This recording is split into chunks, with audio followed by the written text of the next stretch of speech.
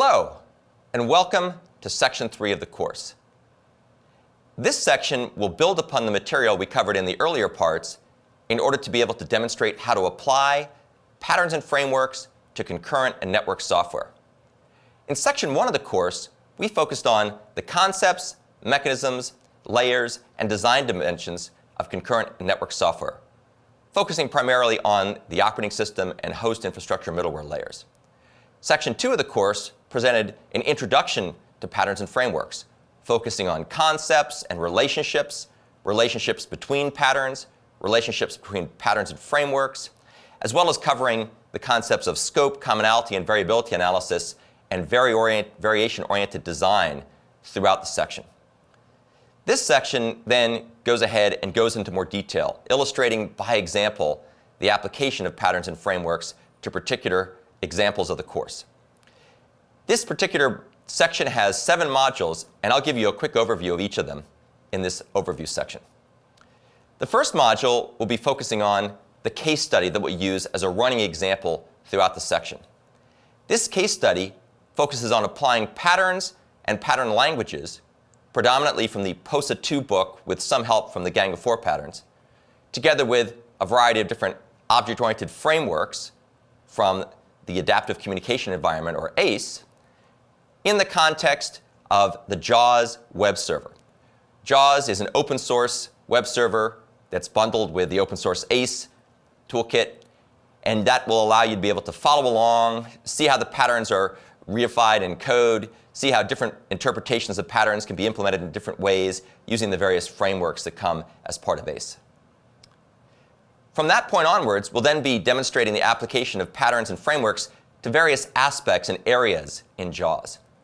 We're going to start out by discussing various patterns and components for service access and communication. Here, we'll be focusing on the wrapper facade pattern, which encapsulates the tedious, error-prone, and non-portable system programming interfaces written in C with much more portable, modular, and reusable object-oriented class interfaces. And we'll demonstrate a simple example of a web server implemented using wrapper facades in ACE and Java. The next section will present patterns and frameworks related to synchronous event handling, connection establishment, and service initialization.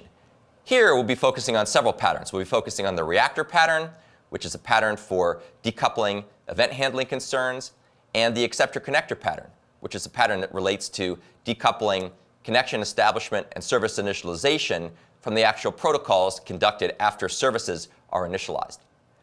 We'll be illustrating how these patterns can be implemented using various frameworks that are part of ACE, including the reactor framework and the acceptor-connector framework. Next, we'll be describing patterns for service activation and configuration.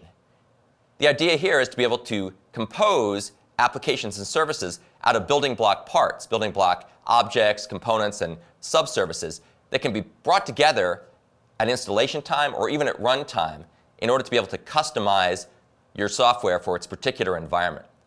Here we'll be talking about the component configurator pattern, which is a pattern that's used to be able to decouple the various elements in the software system from the time at which they're composed together, and the activator pattern, which is used to be able to launch various services or servers on demand in response to incoming client requests.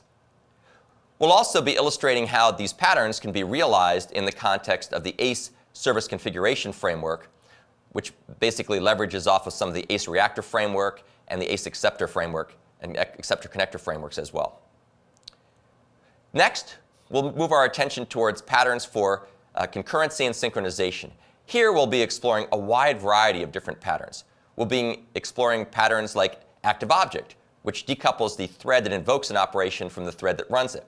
And we'll be combining active object with reactor and monitor object in order to be able to form more complex patterns like half sync, half async, which allows pools of threads to run in a more scalable manner, taking advantage of multiple CPUs and cores.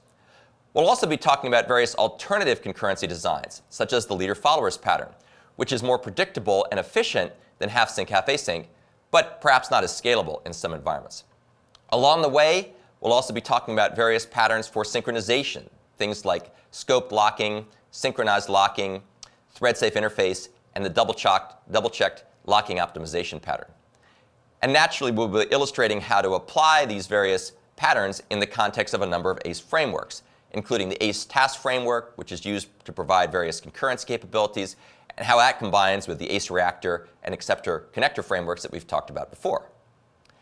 The final section, presenting the patterns and frameworks, will focus on the proactor pattern. This is a pattern that relates to asynchronous event handling.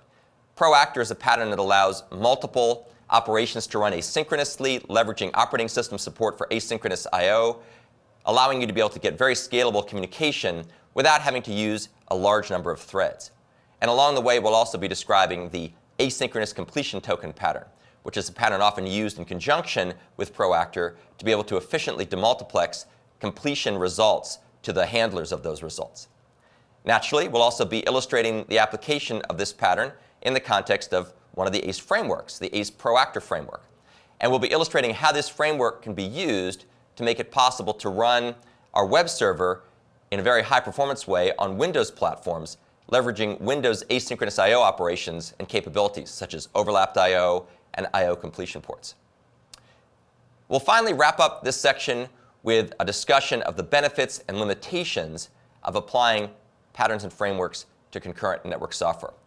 We'll talk about various trade-offs between learning curve and complexity on one hand and productivity boosts on the other. We'll talk about various issues of extensibility and flexibility on the one hand versus some of the inevitable performance implications and overheads and indirections that come from applying these more advanced techniques. We'll also talk about trade-offs between building or acquiring frameworks versus buying them in various ways. And then we'll also be discussing throughout issues related to testing and debugging of pattern-oriented frameworks and component-based systems, because those tend to be a little bit more tricky if you don't understand the way the various pieces fit together. Throughout this section, we'll be going into a tremendous amount of detail. We'll be looking at lots of code examples. Most of the code examples will be in C++. We will also be demonstrating examples in Java to illustrate the generality and applicability of these patterns and frameworks in a multiplicity of languages.